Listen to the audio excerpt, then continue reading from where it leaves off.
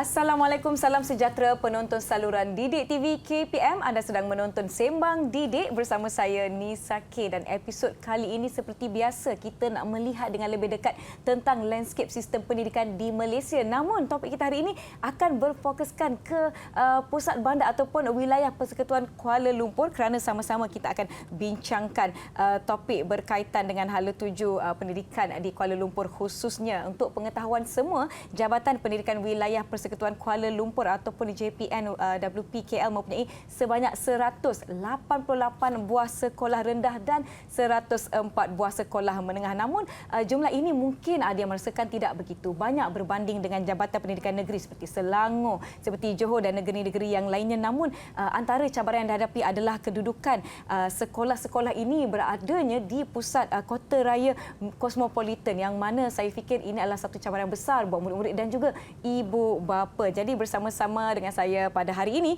untuk menjelaskan pelbagai inisiatif yang telah dilaksanakan bagi meningkatkan lagi prestasi dan pencapaian murid di wilayah ini, tidak lain tidak bukan bersama-sama dengan saya, ingin saya persilakan Pengarah Jabatan Pendidikan Wilayah Persekutuan Kuala Lumpur yang berusaha, Puan Hajah Nurhayati binti Abdul Wahab. Selamat datang, Puan. Selamat datang. Terima kasih, Nisa. Terima kasih sudi bersama-sama dengan kami kerana satu topik yang cukup menarik, kerana saya juga duduknya di hadapan sebuah sekolah yang terletak di tengah-tengah pusat bandar. Jadi saya ingin mengetahui dengan lebih lanjut, saya pasti ramai lagi di luar sana yang nak tahu mengenai hala tuju ataupun orang kata apa, pendidikan di wilayah Persekutuan Kuala Lumpur khususnya. Baiklah, Puan, mungkin kita boleh kongsikan yang pertamanya berkenaan dengan apakah hala tuju Jabatan Pendidikan Wilayah Persekutuan Kuala Lumpur untuk menerjui kegemilangan dalam bidang pendidikan. Silakan, Puan. Okey, terima kasih, Nisa. Sama-sama. Bismillahirrahmanirrahim. Assalamualaikum warahmatullahi wabarakatuh. Terima kasih kerana kita dapat bersiaran pada pagi ini. Alhamdulillah, ya, sebagaimana saya bersetuju dengan pandangan Nisa tadi, ya, Kuala Lumpur ni adalah sebuah bandar metropolitan yang sangat mencabar dari segi pendidikannya kepada pendidikan negara. Alhamdulillah, kami di Kuala Lumpur ini mempunyai 292 buah sekolah dengan tenaga warga kerja kami seramai lebih kurang 16,000 guru. 16,000 di Kuala Lumpur saja. Di Kuala Lumpur saja, dan lebih kurang 221,000 murid. Jadi alhamdulillah, keupayaan kami itu dalam menetapkan hala tuju ini, kami berasaskan kepada falsafah pendidikan kebangsaan dan juga kepada pelan pembangunan pendidikan. Dan tentunya sekali ialah 7 trust pendidikan, Kementerian Pendidikan yang telah diumumkan oleh YB Menteri Pendidikan baru-baru ini. Alhamdulillah, ya, yang pertama sekali kami harus memastikan bahawa kepimpinan di sekolah itu perlu diperkasakan dan guru juga perlu ditingkatkan kualitinya. Itu trust yang pertama. Yang keduanya ialah untuk melahirkan modal insan yang berpotensi dan berdaya saing, ya, dengan aspirasi pendidikan yang berasaskan YBM sebutkan tentang insan karamah, ya, untuk dari segi adab dan juga nilai dan juga integriti, untuk melahirkan anak yang baik lagi cerdik, ya, dan juga membudayakan Al-Quran dan mengaplikasikan nilai dalam kehidupan sebenar. Itu yang penting, ya, untuk memastikan anak-anak kita anak yang baik lagi cerdik. Anak-anak kita perlu diterapkan dengan nilai keagamaan, ya, dan meningkatkan kualiti murid berkeperluan pendidikan khas ini. Juga kita tidak perlu kita beri perhatian yang serius kepada mereka dan akhirnya untuk mewujudkan persekitaran pembelajaran yang kondusif. Itu adalah antara trust yang kita harapkan.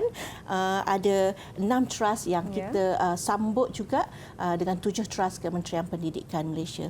Bagi untuk memastikan warga pendidikan di Kuala Lumpur ini dapat mencapai ataupun melaksanakan semua trust itu, yang pertama sekali kita kena ada persisten.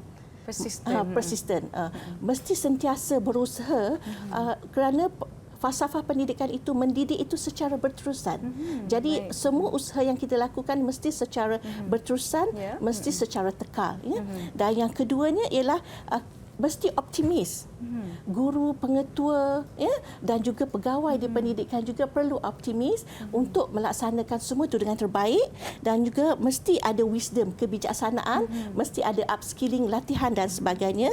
Mesti bersemangat untuk memastikan semua perkara yang kita lancarkan itu ataupun rancang mesti berjaya dengan akhirnya, dan mesti ada resilient, daya tahan. Student kena ada daya tahan, guru juga kena ada daya tahan, kepimpinan juga perlu ada daya tahan, mesti ada resilient. So KL Power kita punya war cry ataupun semangat ataupun enjin yang kita perlukan untuk mencapai 7 trust dan menyambut baik apa juga hasrat Kementerian Pendidikan. Baik, itu dia hala 7 dan juga saya pasti cara ataupun bagaimana ianya dapat dicapai. Adakah inisiatif-inisiatif lain yang Puan dapat kongsikan tentang bagaimana kita nak mencapai hala 7 ini? Saya pasti ramai yang ingin mengetahui, terutamanya ibu bapa bagi anak-anak yang bersekolah di Pusat Bandar Kuala Lumpur. Kami selain daripada itu juga akan meningkatkan keupayaan sekolah untuk anak-anak kita ini, terutamanya bila kita dah learning 2 tahun pandemik, kita menghadapi anak-anak kita yang learning loss, the learning loss. So the catch up plan tu mestilah berkesan untuk memastikan anak-anak kita menguasai kembali pembelajaran dan juga mereka rasa seronok untuk hadir ke sekolah dan bergembira untuk mengikuti pembelajaran di sekolah. Keriangan, keceriaan itu perlu ada di sekolah. Yang keduanya, kita perlu memberi fokus kepada meningkatkan kebanggaan kepada sekolah melalui aktiviti co-curriculum.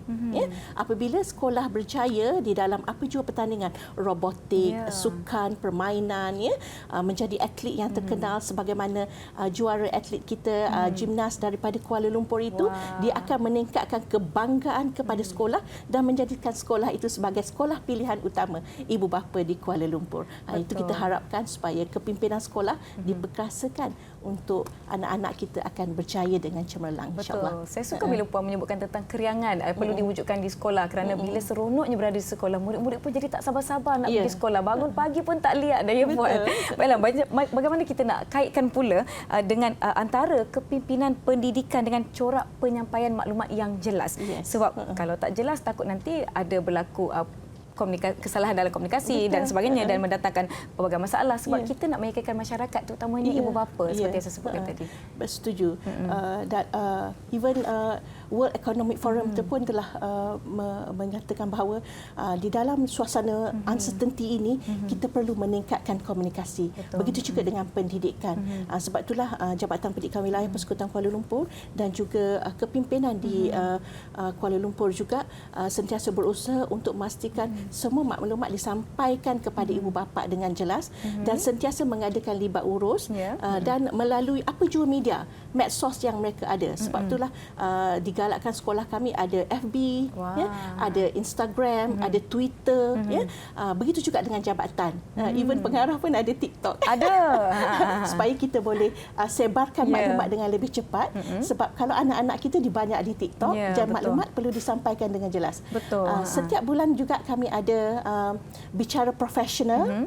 Bicara profesional ini ialah power talk. Power talk oleh pengarah, oleh timbalan, oleh pihak profesional, orang-orang yang mempunyai kepakaran dalam bidang untuk menyampaikan apa jua maklumat di samping libat urus dan sentiasa kita ada setiap bulanan kepada ibu bapa dan juga guru-guru. Puan ada menyebut tentang komunikasi dan seperti kita tahu dengan era masa kini, murid-murid, anak-anak muda ini berada di aplikasi-aplikasi sosial media seperti TikTok dan sebagainya, dan itu adalah antara media yang telah digunakan oleh pihak sekolah dan juga JPWPKL untuk menyampaikan maklumat secara terus kepada mereka. Mungkin Puan boleh kongsikan dengan lebih lanjut lagi apakah antara aktiviti yang telah dilakukan melalui medium-medium komunikasi ini, sosial media ini untuk pastikan mereka dapat terus maklumat kepada mereka.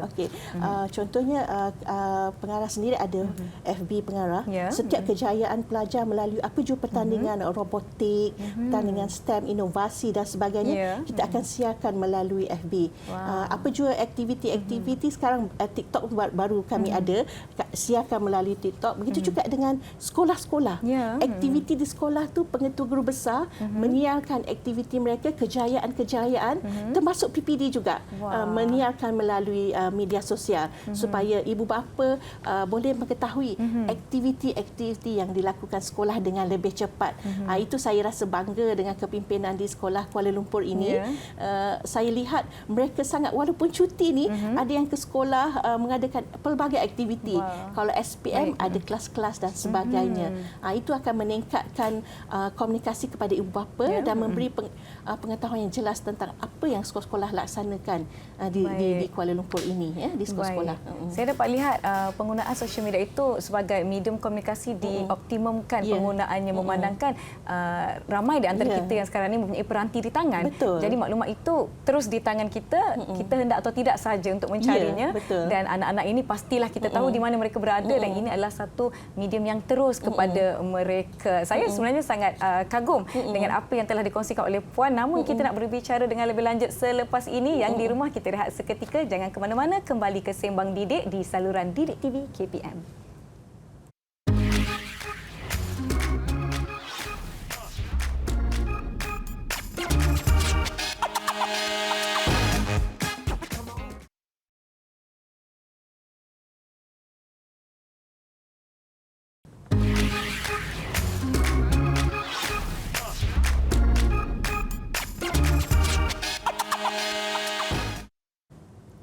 Terima kasih masih menonton Sembang Didik bersama saya Nisa K, dan tetamu jemputan hari ini yang berusaha Puan Hajah Nurhayati binti Abdul Wahab yang merupakan pengarah Jabatan Pendidikan Wilayah Persekutuan Kuala Lumpur atau kita sebutkan di sini JPWPKL, yang mana kita membincangkan tentang hala tuju pendidikan di Pusat Bandar Kuala Lumpur khususnya, dan pelbagai perkara telah dikongsikan. Lebih lagi yang kita nak tahu terutamanya mereka-mereka di luar sana yang menonton Didik TV. Baiklah Puan, kita tahu kerajaan iaitu melalui KPM memandang serius tentang pembentukan akhlak, pembentukan nilai-nilai murni dari dalam diri murid-murid. Tadi pun ada menyebutkan tentang hasrat Jabatan Puan untuk melahirkan modal insan yang lebih seimbang, lebih holistik. Jadi bagaimana pemumpukan nilai-nilai murni dalam kalangan murid-murid ini diterapkan di sekolah khususnya?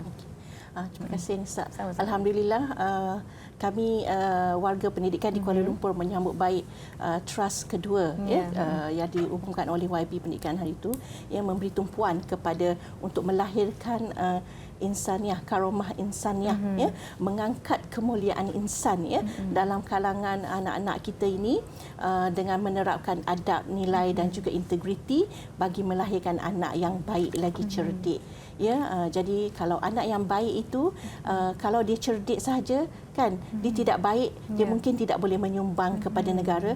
Yang kita harapkan apabila dia baik dan dia cerdik, dia akhirnya akan menyumbang kepada negara. Sebab itulah dalam inisiatif kami juga dalam strategi hala tuju pendidikan Kuala Lumpur, kami harap untuk memastikan anak-anak kita untuk menguasai Al-Quran dan juga untuk menerapkan nilai-nilai keagamaan di sekolah.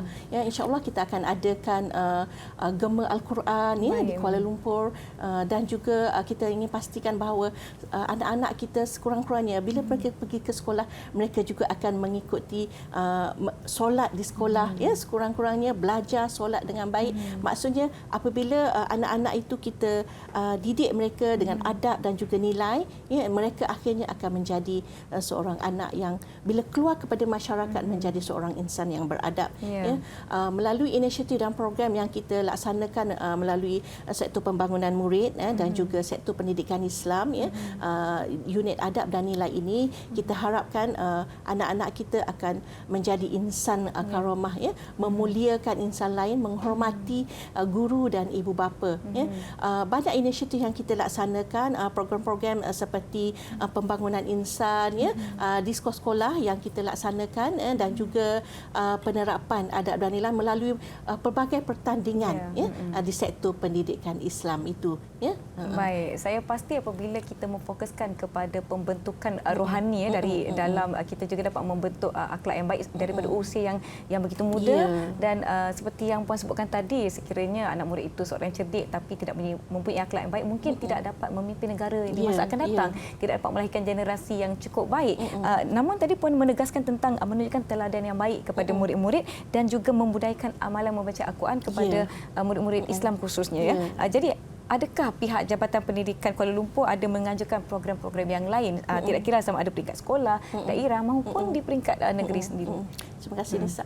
Alhamdulillah ya, di Kuala Lumpur ini kami ada kerjasama yang baik dengan pihak Mawib, pihak JAKIM, even dengan Masjid Wilayah. Itu untuk dari segi program-program berkaitan dengan adab dan nilai. Setiap bulan kita adakan program bacaan Yasin, insya-Allah. Dan juga sebagaimana yang maklumkan tadi, ada program-program Gema Al-Quran, dan juga pertandingan-pertandingan yang kita laksanakan di peringkat Kuala Lumpur dan juga di peringkat kebangsaan, untuk memastikan anak kita ada program tersebut. Di samping kita ada sekolah penyayang yang sebelum ni memang kita dah laksanakan. Jadi saya selalu berbicara dengan pengetua guru besar dan juga guru-guru untuk memastikan anak kita mempunyai adab dan nilai yang baik. Kita dulu perlu menunjukkan adab dan nilai yang baik. Kita perlu rasa sayang lebih kepada anak-anak kita, tidak kira di mana mereka berada, tidak kira di mana mereka berasal, apa latar belakang mereka, apa bangsa mereka. Sebab itulah apabila saya turun ke sekolah, saya sangat gembira ada sekolah yang makannya bersama-sama dengan murid. Makannya bersama-sama dengan murid, guru boleh makan bersama-sama, begitu juga dengan pengetua guru besar, ada yang tempat makannya bersama-sama dengan murid. Jadi apabila mereka bersama-sama, mereka akan ada hubungan yang baik, dan situ akan penerapan dari segi amalan, adab, cara makan, sopan santun dan sebagainya. Di samping perkara-perkara yang lain diajar melalui kurikulum lah. Baik, saya sebenarnya tertarik apabila Puan menyebutkan tentang guru, malah guru besar atau pengetua makan bersama-sama dengan murid-murid, kerana saya fikir ini adalah satu cara bagaimana kita merapatkan jurang. Apabila murid merasa selesa dan selamat bersama-sama dengan guru-guru dan juga pengetua atau guru besar, mereka lebih terbuka untuk menceritakan masalah, dan dari situ mungkin guru-guru boleh lebih membantu murid-murid, kan Puan? Jadi ini adalah satu inisiatif yang sangat-sangat menarik, dan saya kira perlu menjadi contoh pada sekolah-sekolah yang lainnya. Dan antara isu ataupun cabaran terbesar yang dihadapi, saya pasti apabila kita duduk di bandar besar, tidak semuanya kehidupannya senang dan juga mempunyai pelbagai kemudahan dan juga akses kepada sumber pendidikan. Jadi isu yang kita sebutkan ini adalah sebagai miskin bandar.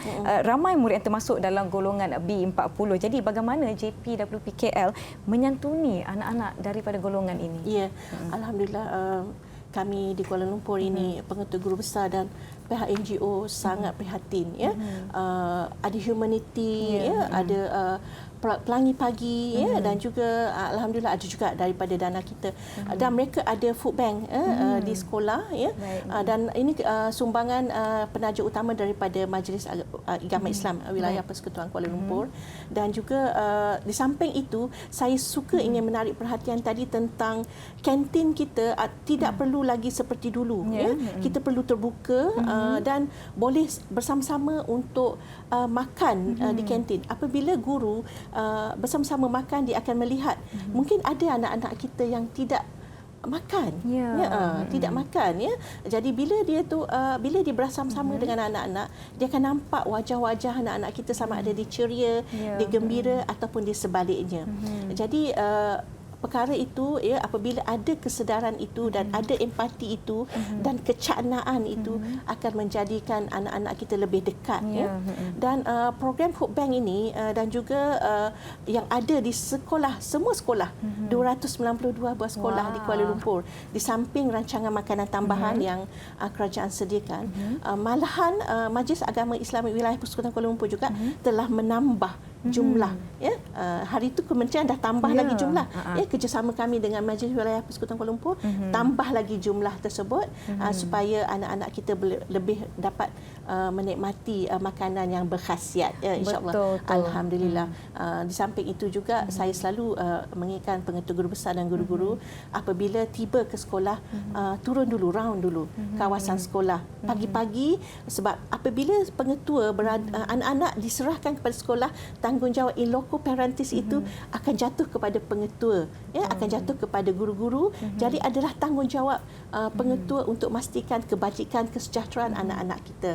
Jadi apabila pengetua pengurusan round sekolah, menerima murid pagi-pagi di sekolah, pergi ke kantin tengok ada makanan tidak, sekurang-kurangnya anak kita boleh menikmati sarapan pagi.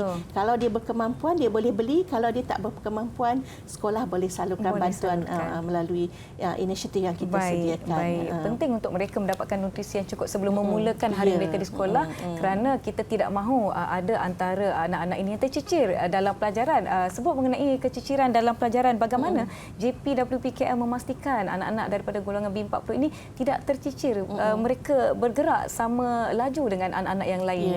Alhamdulillah, ya, kami ada inisiatif di sekolah dan juga di Jabatan Pendidikan sendiri mengambil perhatian tentang learning loss ini. Ya, kami juga bersama dengan Majlis Guru Besar Bahasa Cina, Majlis Pengetua Sekolah Menengah dan juga Majlis Guru Besar Sekolah Kuala Lumpur juga kami sentiasa bersama-sama dan memberi perhatian kepada anak-anak yang tidak dapat membaca, terutamanya anak-anak golongan B40 ini. Sebab itulah kerjasama dengan komuniti juga kita akan pastikan mereka lebih disayangi. Saya suka perkataan itu. Mesti sayang selagi mereka tidak menguasai pembelajaran, kasih sayang kita mesti dicurahkan lebih supaya anak-anak kita boleh menguasai. Maksudnya kita lebih cakna, kita lebih ambil perhatian dan kita jangan tinggalkan mereka. Kerana apabila anak-anak ini tidak boleh membaca, dia tidak boleh menguasai pembelajaran, dia akan maksudnya kitaran kehidupan dia, kalau dia daripada golongan yang B40 miskin bandar ini, kehidupan dia akan kembali. Kita tak mahu dia kembali kepada kehidupan yang dia sekarang, dia mesti menguasai. Sebab itulah dari segi kemahiran, kita mesti pastikan anak-anak kita menguasai kemahiran. Kami insya-Allah akan ada kerjasama dengan beberapa agensi untuk pastikan anak-anak kita yang peringkat SPM ini untuk mempunyai kemahiran sekurang-kurangnya. Sebab itulah di program vocation menengah atas itu sangat penting untuk anak-anak kita supaya mereka, kalaupun mereka tidak dapat menguasai SPM itu, mereka ada kemahiran untuk meneruskan kehidupan. Itu yang lagi penting. Betul. Ada murid-murid ini potensinya berbeza, kebolehannya berbeza, mungkin minat dan juga saluran kerjaya mereka berbeza. Jadi di situlah kita nak fokus kepada potensi mereka untuk meneruskan kehidupan selepas tamatnya persekolahan. Kita telah memfokuskan kepada murid-murid, kebajikan murid-murid, tapi bagaimana dengan guru-guru di sekolah-sekolah di seluruh Kuala Lumpur? Bagaimana dengan kebajikan guru-guru? Alhamdulillah. Ya, di Kuala Lumpur ini kita ada 221,000 guru di bawah tanggungjawab saya dan juga kepimpinan di Kuala Lumpur ini. Kita sentiasa mengambil perhatian kebajikan guru ini yang kita lihat dari segi orang kata kita ada akrab, akrab yang sentiasa melihat dari segi psikososial mereka, keakraban mereka, dan sebab itu saya kata kepada pengetua guru besar kita kena mengamalkan kepimpinan organik. Kepimpinan organik ini kita bersama-sama. Pengetua mesti bersama-sama dengan guru dalam melaksanakan apa jua inisiatif dan sentiasa mengambil perhatian apa jua isu ataupun permasalahan yang dihadapi oleh guru. Sebab itulah dalam libat urus saya bersama pengetua sentiasa mengambil perhatian tentang guru-guru kita. Sekiranya ada mereka yang bermasalah, perlukan bantuan dan sebagainya, perlu kita salurkan dengan segera. Suara guru mesti didengari. Adakah mereka mempunyai perkara-perkara yang kita perlu ambil perhatian dari segi tanggungjawab mereka mengajar, kebajikan mereka dalam menguruskan murid dan sebagainya. Betul, itu sangat-sangat penting kerana suasana kerja yang baik akan memberi kesan kepada murid-murid yang mana kita tujuan kita adalah untuk melahirkan generasi yang bijak, yang cerdik, yang baik dan sebagainya. Juga mengikut kepada teras yang telah diumumkan oleh Menteri Pendidikan yang berhormat Puan Fadlina binti Siddiq baru-baru ini. Kita akan berbicara dengan lebih lanjut tentang hala tuju maju dan juga kita nak tahu mengenai guru-guru yang berkualiti dan berprestasi tinggi di sekolah. Tapi kita akan rehat seketika.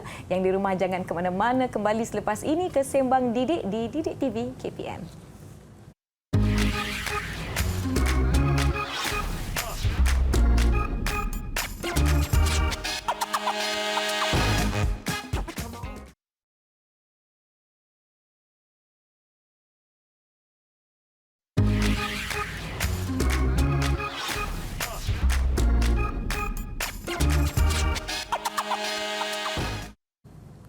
Terima kasih masih menonton Sembang Didik kerana hari ini kita sama-sama nak menerajui kegemilangan pendidikan Kuala Lumpur bersama-sama dengan JPWPKL yang mana hari ini bersama-sama dengan saya yang berusaha Puan Hajah Nurhayati binti Abdul Wahab membincangkan tentang murid-murid di sekolah-sekolah di seluruh Kuala Lumpur dan juga guru-guru. Bercakap mengenai guru-guru dalam matlamat strategik JPWPKL 2023 hingga 2025 telah menyatakan untuk mewujudkan kepimpinan berprestasi tinggi dan juga guru berkualiti di setiap sekolah di Kuala Lumpur yang mana ada 292 ya tadi. 221. 21 matematik saya. Ribu. Wah, ramainya matematik saya lari sedikit hari ini. Jadi bagaimana Puan melihat matlamat ini hendak direalisasikan dengan sekolah yang ada di seluruh Kuala Lumpur? 229 buah sekolah. Alhamdulillah. Okey, 292 buah sekolah. Okey, terima kasih Nisa ya. Alhamdulillah ya. Melalui kepimpinan sekolah, pengetua adalah tonggak kepada kecemerlangan sekolah, sesebuah sekolah ya. Jadi adalah penting untuk kita memastikan kompetensi dan juga kepakaran, ilmu, kemahiran pengetua dalam mengurus dan memimpin sekolah itu sangat penting. Ya. Sebab itulah kami memperkasakan kepimpinan di pengetua ya, melalui kerjasama pihak agensi luar dan juga latihan-latihan daripada Institut Aminuddin Baki. Ya. Jadi di dalam inisiatif kami setiap bulan seperti mana yang saya maklumkan sebelum ini ya, pengetua guru besar dan juga guru-guru ya, kita perlu upskilling. Upskilling itu memperkasakan lagi dengan latihan yang baru. Kita perlu reskilling ya, memberi kemahiran ya, yang mereka dah ada tapi ditop up lagi, ditambah lagi kemahiran-kemahiran untuk memperkukuhkan lagi, terutama dari segi pendigitalization ataupun digital yang sangat penting pada hari ini. Betul. Dan juga kemahiran IR 4.0 ya. Sebab itulah pengetua guru besar ini kita perlu perkasakan dan untuk tahun 2023 ini dan ke atas program-program antarbangsaan akan lebih dipergiatkan lagi. Suasana pandemik kita pun dah mula kita dah boleh agak reda sikit dan banyak juga negara-negara telah membuka ruang dan peluang untuk kerjasama strategik antara sekolah-sekolah dan juga pendidikan di seluruh negara. Jadi pengetua ini kita perlu beri kemahiran yang lebih ya. Baik, saya pasti KPM melalui organisasi seperti Institut Aminuddin Baki menyediakan banyak latihan dan juga program untuk meningkatkan lagi kompetensi dan kualiti guru-guru di Malaysia dan juga di Kuala Lumpur. Namun saya ingin menyentuh sedikit mengenai murid berkeperluan khas ataupun MBPK, di mana kita melihat mereka ini memerlukan usaha yang orang kata istimewa untuk membantu mereka meningkatkan lagi keupayaan dalam pembelajaran dan sebagainya. Apakah antara usaha yang telah dilaksanakan oleh JPWPKL untuk memastikan MBPK ini murid berkeperluan pendidikan khas ini bersedia berhadapan dengan dunia selepas persekolahan?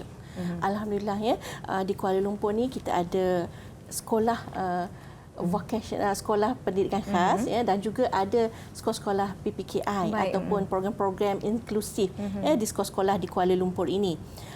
Melalui kurikulum pendidikan khas yang baru ini, kurikulum standard pendidikan khas sekolah menengah, terdapat kemahiran vocational yang diterapkan di dalam kurikulum tersebut ya. Ada beberapa bidang seperti pembuatan roti, pembuatan pastry, penyediaan makanan ya, pembuatan pakaian, refleksologi, perkebunan dan asas multimedia. Kami harap dengan adanya kurikulum ini dan juga kemahiran ini akan memberi kemahiran kepada anak-anak kita, anak-anak berkeperluan pendidikan khas ini yang kita boleh tidak boleh tinggalkan mereka supaya mereka boleh survival, boleh menghadapi kehidupan apabila mereka telah boleh dibenarkan untuk keluar dan boleh bekerja.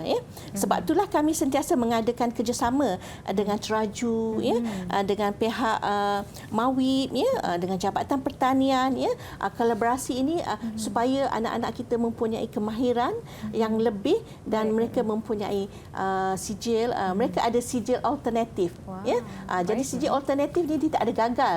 Dia semuanya sijil yang memberi mereka keupayaan, mereka mahir dalam apa-apa bidang yang mereka kuasai.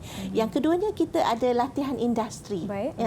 Latihan industri yang kita tempatkan dan kita harapkan apabila mereka mengikuti latihan industri itu, mereka akan diserapkan di dalam bidang pekerjaan yang sesuai dengan kemahiran yang mereka miliki. Di samping itu juga JPWKL sentiasa ada. Kami ada program STEM, pameran Carnival TVET, pada masa pameran ataupun perhimpunan bulanan ataupun ada program-program aktiviti yang melibatkan, contohnya seperti Hari Guru, kita akan adakan pameran. So anak-anak kita daripada MBPK ini, mereka akan menyediakan pameran tersebut dan mereka akan mengetengahkanlah, menonjolkan apa bakat dan kemahiran mereka. Mereka buat pastry ke, buat cupcake ke, buat kek, buat pakaian, dan tonjolkan baju-baju yang mereka reka dan sangat cantik. Kalau kita lihat kek yang dibuat tu sangat teliti. InsyaAllah nanti kalau ada pameran, kita boleh tunjukkan perkara tersebut. Boleh dan war-warkan lagi.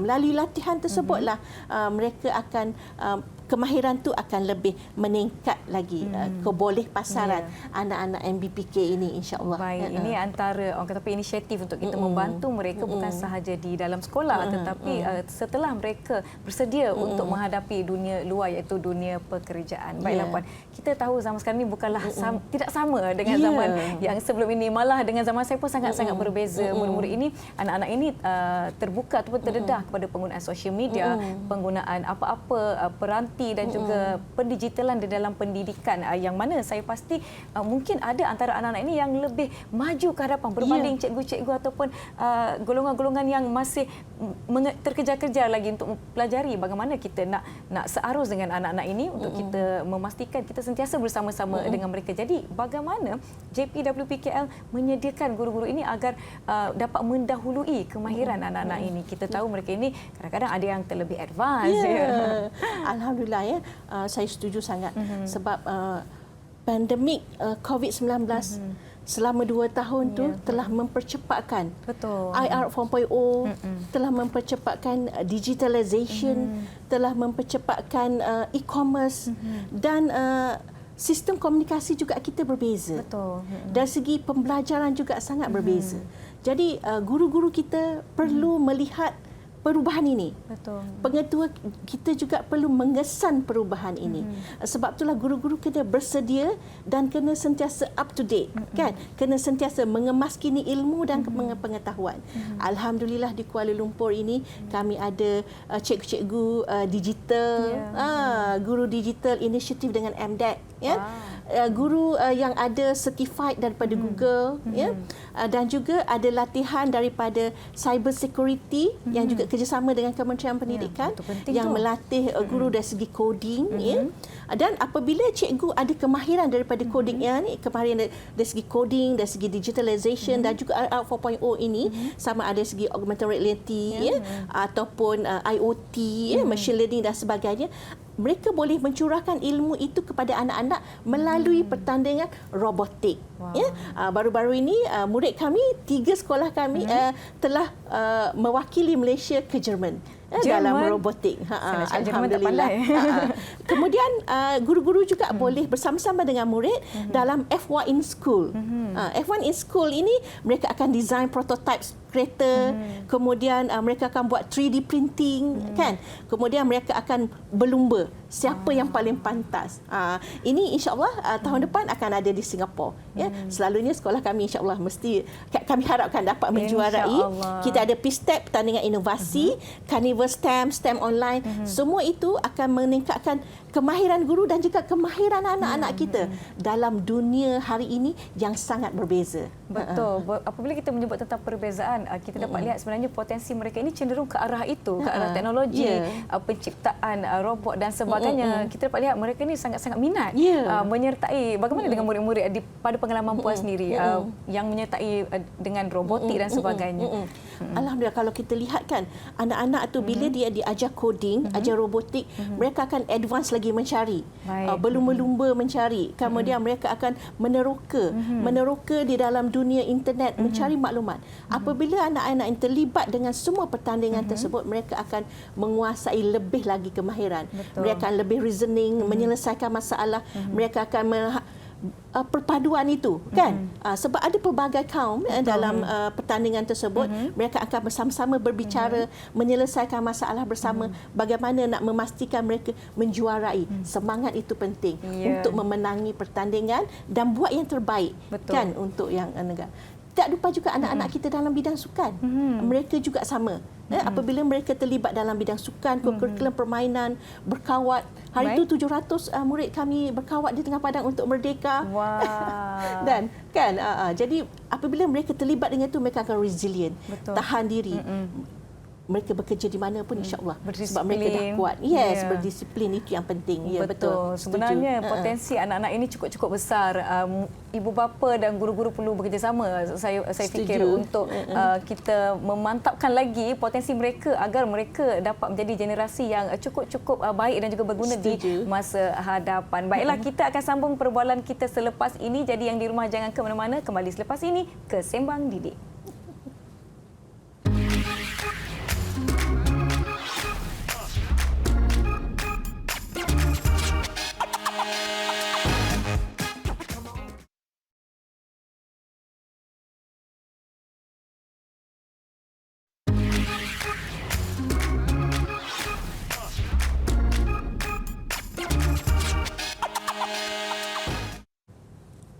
Masih bersama saya Nisa K di Sembang Didik, juga bersama dengan Puan Hajar Nurhayati, Pengarah Pendidikan Jabatan Pendidikan Wilayah Persekutuan Kuala Lumpur. Kita nak melihat kepada kegemilangan pendidikan Kuala Lumpur dan banyak yang telah dikongsikan. Saya cukup-cukup, saya rasa saya dekat sini saya dengar kagum sampai tak terkata apa-apa dengan pencapaian anak-anak murid di sekolah-sekolah di seluruh Kuala Lumpur. Melihat kepada dunia zaman sekarang yang mana kita telah memasuki era pendigitalan yang cukup pantas dan juga meluas, yang mana saya fikir bercakap mengenai akses ataupun kemudahan murid-murid di rumah, mungkin tidak ramai, masih ramai lagi yang tidak mempunyai akses kepada pendigitalan ataupun peranti-peranti di rumah. Bagaimana JPWPKM menyediakan prasarana ataupun kemudahan di sekolah untuk memastikan anak-anak ini tidak ada yang tercicir, malah mereka juga sama-sama dapat mempelajari. Sama-sama. Alhamdulillah ya, kami berada di Kuala Lumpur ini. Ada banyak agensi di Kuala Lumpur ini. Ada banyak pihak yang membantu di Kuala Lumpur itu. Di samping juga kita ada yayasan didik juga membantu membekalkan komputer. Baru-baru ini kami menerima sumbangan komputer daripada Mawib untuk anak-anak B40 ini. Kami juga ada beberapa agensi lain seperti Lenovo. Kami bekerjasama dengan Lenovo, dan Lenovo juga menyediakan platform dan melengkapkan bilik digital untuk tujuan pembelajaran bagi anak-anak kita. Hari ini kita juga ada inisiatif kementerian lain seperti The 5. Sebab itulah saya selalu suka dengan guru-guru kami di Kuala Lumpur ini, guru digital, guru yang terlibat banyak menyediakan bahan untuk di LMIC ini, dan mereka menggunakan secara aktif. Jadi anak-anak kita walaupun melalui phone, mereka boleh akses pembelajaran tersebut. Jadi hari ini guru ibu bapa perlu menyokong. Kalaupun mereka tidak boleh menyediakan pembelajaran tu kepada anak-anak mereka, peranti dan sebagainya, insya-Allah kita ada pihak-pihak yang sentiasa membantu. Yang penting sekali menyokong apa minat anak-anak, menyokong pembelajaran anak-anak. Pastikan mereka mengikuti pembelajaran yang sepenuhnya di sekolah. Memang saya hari ini melihat anak-anak kita sangat bagus, bertanggungjawab, kerana dalam tempoh pandemik, anak-anak kita ni bukan hanya disebabkan keciciran itu bukan disebabkan oleh kerana mereka tidak ingin hadir ke sekolah, tetapi mereka terpaksa membantu ibu ayah bekerja dan sebagainya. Jadi saya harap anak-anak walaupun mereka menjadi rider dan sebagainya, datang ke sekolah waktu pagi mengikuti pembelajaran, kemudian petang bolehlah membantu ibu ayah mencari pendidikan dan sebagainya. Saya dulu semasa saya guru juga, saya sentiasa prihatin dengan anak-anak kita yang bekerja ini, kerana mereka anak yang baik sebenarnya, bertanggungjawab membantu ibu ayah, dan bagaimana kita guru di sekolah dan juga pengetua mengambil perhatian supaya mereka dapat menguasai pembelajaran, supaya mereka tidak tertinggal dalam arus kehidupan ini. Betul, saya pasti di sekolah guru-guru sedia membantu anak-anak ini sekiranya murid-murid di luar sana mungkin ada kesukaran ataupun ada bahagian yang tidak faham. Jangan malu untuk bertanya, ya Puan, jangan malu untuk bertanya kepada guru-guru di sekolah. Namun Puan sebagai seorang pengarah sendiri, adakah Puan telah bersedia untuk mengupayakan kepimpinan sekolah untuk menyahut cabaran yang saya kira tidak mudah, lebih-lebih lagi pada masa kini? Ya, betul. Saya setuju sangat. Semenjak pandemik ini, kita yang pertama sekali, bukan kita saja, seluruh dunia 1.6 bilion murid terjejas dengan pembelajaran. Begitu juga anak-anak kita. Alhamdulillah di Kuala Lumpur ini dengan inisiatif yang ada, kita dapat mengurangkan kadar murid yang tidak boleh membaca dengan catch up plan yang kita laksanakan, dengan sokongan ibu bapa di rumah, PIBG dan semua pihak yang membantu. Insya-Allah bersama-sama dengan gabungan kepimpinan pengetua guru besar, ya, bersama dengan jabatan timbalan-timbalan saya di pendidikan dan juga agensi-agensi yang kita telah bekerjasama dengan rakan strategik kita, insya-Allah kita dapat meningkatkan keupayaan yang pertama sekali pengetua guru besar kita, meningkatkan kualiti guru kita melalui apa jua medium, sama ada melalui bicara profesional setiap bulan, kursus yang kita anjurkan, kursus di pihak luar juga, ya, daripada BPG bahagian pendidikan guru dan juga Institut Aminuddin Baki akan meningkatkan kompetensi pengetua kita. Di samping itu juga dengan inisiatif-inisiatif kita harapkan kita dapat mendidik anak kita menjadi anak yang baik lagi, cerdik, supaya mereka akhirnya akan menyumbang kepada kesejahteraan negara. Ya, sebab dalam falsafah pendidikan kebangsaan kita, pendidikan itu adalah berterusan, ya, secara berterusan, dan mesti kita laksanakan untuk memastikan anak-anak kita menguasai ilmu dan kemahiran sesuai dengan zamannya, mengikut perkembangan sains dan teknologi, dan juga dari segi perkembangan jasmani, emosi, rohani dan juga intelek. Ya? Betul. Tadi kita ada sebutkan tentang pentingnya ibu bapa juga menyokong anak-anak ini. Mungkin Puan ada sedikit kata-kata ataupun apa yang Puan harapkan dari ibu bapa di luar sana terutamanya. Saya ingin mengajak, ya, ibu bapa di Kuala Lumpur ini bersama-sama dengan pihak sekolah membantu menyumbang ataupun masuklah ke sekolah memberikan kepakaran. Ya. Sebab itulah saya selalu katakan kepada pengetua guru besar dan juga guru-guru kita, sekolah kita perlu terbuka. Betul. Kita perlu meraihkan ibu bapa yang pakar di dalam bidang masing-masing, sama ada dalam bidang kesenian, kebudayaan ataupun kepakaran mereka dalam bidang pembelajaran yang mungkin mereka boleh memberi pengetahuan yang lebih dari segi teknologi yang terkini, ya, tentang sains dan teknologi dan sebagainya, tentang pemakanan, mental, kesihatan mental dan sebagainya. Ibu bapa datanglah bersama-sama dengan kami untuk meningkatkan lagi dan mengupayakan lagi sekolah, menjadikan sekolah di Kuala Lumpur ini sekolah pilihan kepada ibu bapa, menyumbang kembali kepada, saya percaya ramai ibu bapa yang hebat-hebat di Kuala Lumpur ini yang akan boleh menyumbang kepada pendidikan dan kegemilangan dan melahirkan anak yang baik lagi, cerdik. Betul. Insaniah, karomah insaniah. Karomah insaniah daripada rohani, daripada dalaman kita bentuk anak-anak ini supaya menjadi yang berakhlak tinggi, yang cerdik dan juga sebagainya. Baiklah, memandangkan kita sebenarnya semakin tiba di penghujung Sembang Didik. Puan, sebagai rumusan mungkin ada pesanan yang Puan hendak sampaikan kepada para pentadbir, guru-guru maupun murid-murid sekolah-sekolah di Kuala Lumpur yang sedang menonton Didik TV. InsyaAllah saya sebagai pengarah pendidikan di Kuala Lumpur ini, dengan amanah yang diberikan oleh pengurusan pendidikan dan juga rakyat keseluruhannya di Kuala Lumpur ini, saya berharap kita dapat bersama-sama untuk memacu kegemilangan di Kuala Lumpur ini. Marilah pengetua guru besar, kepimpinan di pendidikan di Kuala Lumpur dan juga di PPD, ya, kita ada 3 PPD, Bangsa Pudu, Keramat dan juga Sentul, ya.